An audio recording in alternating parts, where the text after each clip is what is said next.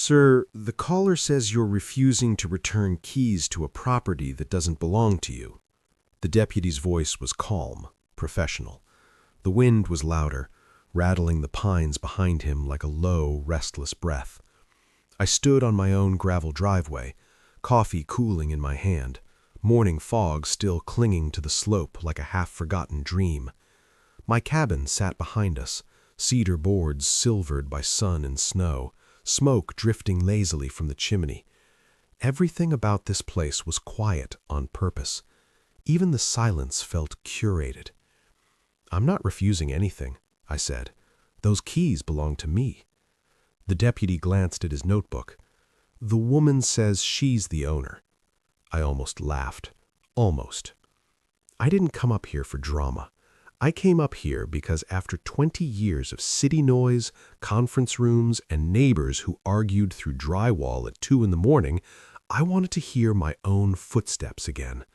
I wanted to wake up with light instead of alarms. I wanted routines that felt like breathing instead of grinding. My days were simple. Split wood, brew coffee strong enough to bite, walk the perimeter fence at dusk and listen for elk moving through the trees. Fix small things before they became big things, lock the doors, keep my keys where I could feel their weight in my pocket. Peace is a collection of small habits done faithfully. The mountain taught me that. The woman, Karen, though not to her face at first, had appeared 3 months earlier. New SUV, shiny hiking boots without a scuff, hair pulled tight like a statement. She parked at the shared access pullout below my ridge and marched uphill like she was late to a meeting with nature. At first it was nothing, a wave, a polite nod. She said she was looking at property in the area. I wished her luck and went back to stacking firewood. A week later she was back. This time she asked where the old maintenance road used to run.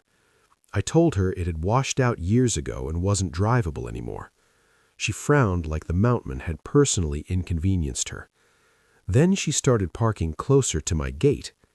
Then she started walking past it.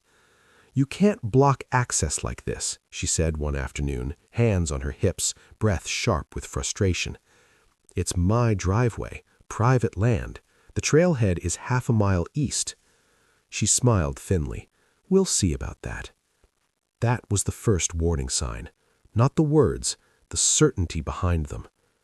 A week later, I found fresh tire tracks pressed into the mud past my gate. The lock wasn't damaged. Someone had used a key. I stood there longer than I needed to, listening to the forest settle around me. Ravens clicked somewhere uphill. A branch snapped under something moving slow and heavy. My gut tightened. Nothing up here happened by accident. I changed the padlock that afternoon and made note of the time, the tread pattern, and the direction of travel. Old habits from an earlier life I rarely talked about anymore. 2 days later, Karen was waiting at the pullout. "You changed the lock," she said, not bothering with hello. "Yes. That road is part of an easement. I'm entitled to access." "You're mistaken." She stepped closer. "You'll be hearing from the authorities." I believed her. What I didn't expect was how quickly she'd escalate, or how personal she'd make it. When the deputy left that morning, after politely informing me that no crime had occurred and that ownership records favored me, Karen stood at the edge of the trees watching like a hawk on a wire. Her lips curved into a small, patient smile. That was the moment I understood. This wasn't confusion. This was intentional. If you like the video, please subscribe. The next call came 3 days later. Noise complaint. Out here, where the loudest thing after dark is wind sliding through needles and the occasional owl. A different deputy this time, younger, more cautious. "She says you're running heavy equipment at night." "I don't own heavy equipment."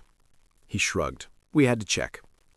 The following week, environmental concern, illegal dumping, water diversion, unsafe structure. Each complaint was cleanly worded, specific enough to trigger inspections, vague enough to avoid consequences when nothing was found. Karen never confronted me directly again. She didn't need to. She had learned how to press buttons without being visible. The county inspector came twice, forestry once. A zoning officer took photos of my shed from 3 angles and wrote notes without making eye contact. I stayed calm, cooperative, polite. I handed over permits, survey maps, receipts. I walked them through everything slowly, methodically, answering questions with the patience of someone who'd spent years explaining complicated systems to impatient executives. Still, word travels fast in small mountain communities. The guy at the feed store stopped chatting.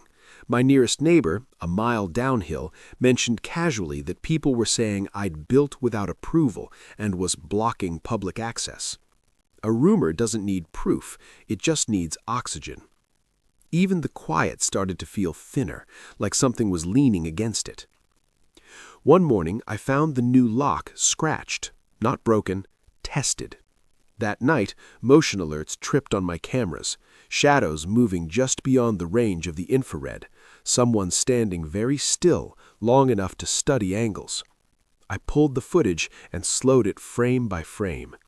It was Karen's SUV. She was learning my rhythms. I stopped assuming coincidence and started documenting everything.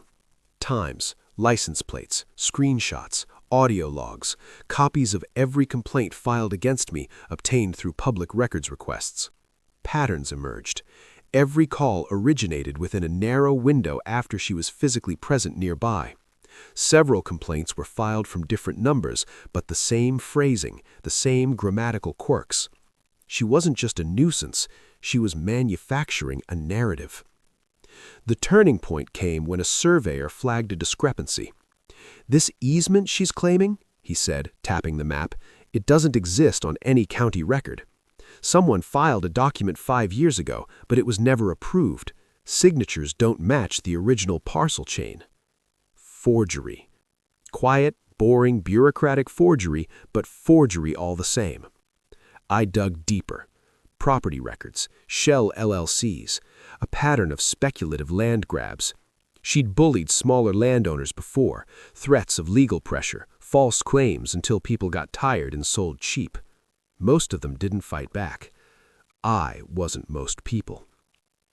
Still, there was a moment where it looked like she'd won. A certified letter arrived claiming formal intent to sue for access obstruction and damages. Her lawyer's letterhead looked expensive. The language was aggressive, demands for immediate compliance. The stress hit harder than I expected. Sleep thinned. My coffee tasted flat. The mountain felt closer in a way that wasn't comforting. Even the trees seemed to listen differently. I let myself feel the weight of it for exactly 1 night. Then I made a plan. I upgraded the gate. Not just a stronger lock, though I did that too. Industrial grade, shielded shackle, tamper-resistant cylinder, mounted into reinforced steel brackets sunk into concrete. The kind of hardware designed for places where people assume time and leverage will solve everything. They won't. But the real change was invisible. New cameras, redundant storage, cellular backup, angle coverage overlapping blind spots, audio capture tied to motion triggers, time-stamped cloud replication. I also installed a decoy latch that looked vulnerable if you knew what you were doing, the kind of thing that whispers, "You're smarter than this lock." And I waited. The sacrifice came quietly. I let my attorney respond slowly to her demands. I allowed inspections to drag out. I even removed one small section of fencing temporarily, giving the appearance of compliance. She took it as surrender. That was exactly what I wanted. She came just after dusk on a Tuesday. I was inside, lights low, pretending to read. The cameras pinged softly. Her SUV rolled into the pullout without headlights, coasting the last 20 yards. She moved fast, confident, gloves on, hood up. She went straight for the decoy latch. Metal whispered against metal. Click. The gate didn't open. She frowned, tried again, harder. That's when she stepped into the camera cone and muttered something sharp under her breath. Clear audio, beautifully clear. Then she pulled bolt cutters from her trunk. That was the moment she crossed from nuisance into crime. The cutters bit into the sacrificial latch exactly as designed. It snapped loudly. She smiled and walked directly into the secondary lock system she didn't know existed. She rattled it, shoved it, swore again. "Stupid thing," she hissed. She tried to climb the gate. That's when the motion-triggered floodlight ignited the clearing like a stage, and my phone finished uploading everything. She froze, looked straight into the lens. Recognition flickered. Too late. She fled. I didn't confront her. I didn't shout. I didn't post anything online. I called the sheriff the next morning with footage, audio, timestamps, prior complaints, property records, forged documents, and a clean narrative chain. They took it seriously, very seriously. Search warrants followed. Her attorney withdrew within a week. The forged filings traced back to her personal office equipment. Additional victims surfaced once the pattern became visible. Trespass, filing false reports, document fraud, attempted property damage, evidence tampering. It wasn't dramatic. It was methodical. Paperwork, interviews, court dates. Real justice looks like folders, not fireworks. 3 months later, the case closed with charges filed and a civil judgment pending. Her development deals stalled. Her reputation cracked in exactly the places she'd exploited in others. The mountain exhaled again. The rumors faded. The inspections stopped. The feed store guy asked how winter prep was going, and meant it. I replaced the sacrificial latch, left the real lock exactly where it was. Some nights, I sit on the porch with my coffee cooling in the dark and listen to the quiet settle back into itself, the kind of quiet that doesn't feel fragile anymore. Peace isn't passive, it's protected. And sometimes standing your ground doesn't look loud or heroic.